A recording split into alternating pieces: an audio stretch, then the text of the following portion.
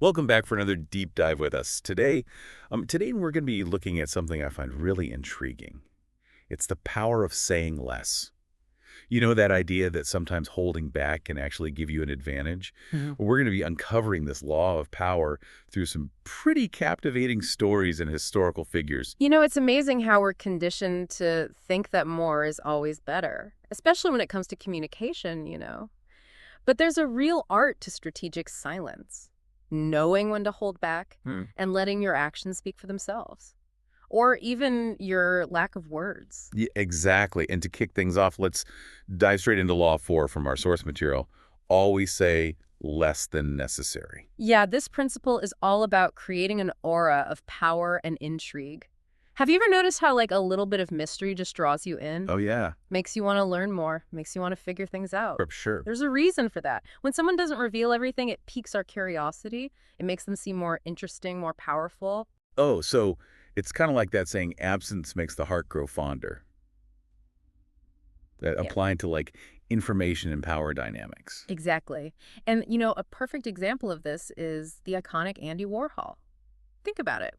Warhol was known for his art, of course, but also for his enigmatic personality. He rarely gave like lengthy interviews, and he was often described as, a quiet observer in social Right, he settings. was like always watching, taking it all in, Yeah.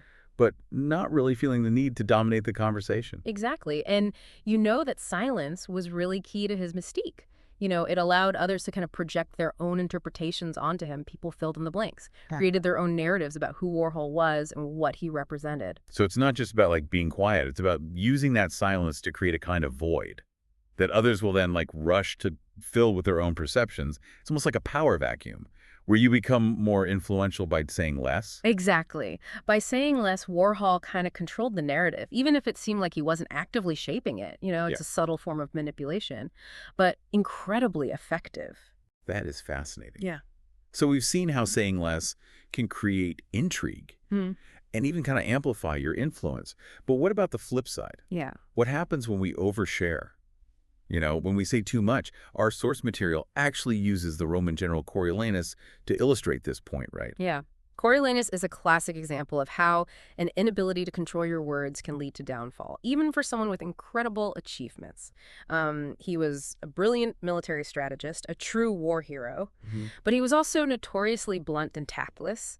He alienated even his closest allies with his harsh words and lack of diplomacy. It's interesting because in a way, Coriolanus' story is kind of a cautionary tale. Yeah. You know, it shows us that even if you're at the top of your game, even if you have all the talent and skills in the world, your inability to control your words can undermine everything you've built. Absolutely. It's a reminder that communication is about more than just conveying information. It's about understanding your audience, reading the room, and choosing your words carefully. Coriolanus's downfall wasn't due to a lack of intelligence. It was a failure to understand the power of saying less. Okay, so we've talked about the allure of silence and the dangers of oversharing. But how can we actually apply this law of saying less strategically? Our source material mentions a skilled negotiator named Arlen as an example of this, right? Yes, Arlen is a great example of how saying less can be such a powerful tool in negotiations. He was known for his ability to influence outcomes without being forceful or aggressive. So instead of making direct demands or laying out his entire strategy, he would use subtle hints, suggestions, and well-placed silences to guide the conversation. So it's almost like he was playing a game of chess, thinking several moves ahead, and using his words sparingly to nudge the other party in the direction he wanted. Exactly. Arlen understood that people are often more deceptive to ideas when they feel like they've arrived at them on their own.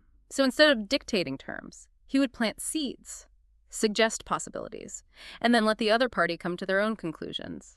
It's like he was playing the subtle game of influence, using his understanding of human psychology to steer the conversation in his favor. Makes you wonder how many times we've been unknowingly influenced by this, say, less tactic. I think it happens more often than we realize. Think about marketing and advertising, for example. The most effective campaigns, they often don't hit you over the head with a hard sell. They create an aura of mystery, a sense of exclusivity that makes you want to be part of the in crowd. Yeah, that's so true. Like those perfume ads that just show a beautiful image and a single evocative word. They leave so much to the imagination that you almost can't help but fill in the blanks with your own desires. Exactly. And that's the power of suggestion. It allows the recipient to co-create the message, to make it personal and meaningful to them.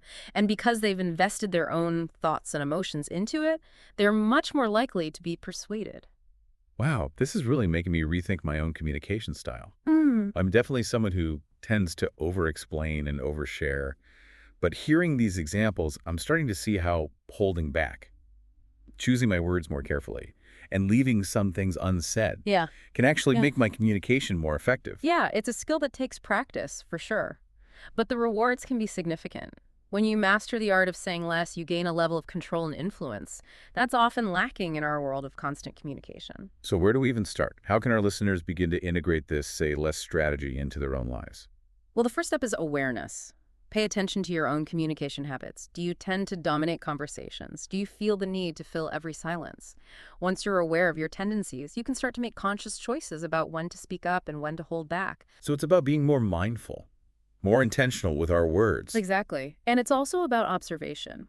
Pay attention to how others communicate. Notice the people who command attention without saying much. What is it about their demeanor, their body language, that conveys power and confidence? That's a great point. I'm already thinking about people I know who are incredibly influential, and they're often the ones who are most comfortable with silence. They don't feel the need to constantly prove themselves or dominate the conversation. Right. And that quiet confidence often speaks volumes. It conveys a sense of self-assurance, a belief in one's own worth. That's incredibly attractive. This has been so insightful. I'm starting to see how this law of saying less isn't just about manipulation or gaining an advantage. It's also about self-awareness, respect for others, Yeah. and understanding the subtle nuances of human communication. Yeah, it's about recognizing that communication is a two-way street. It's not just about what you say, Hmm. but also about what you don't say and how you listen and respond to others. Yeah, it feels like we've only just scratched the surface of this whole concept, but I'm already starting to see the world in like a new light. It's like a whole new dimension of communication has opened up. Yeah, and the beauty of it is it's a skill that anyone can develop.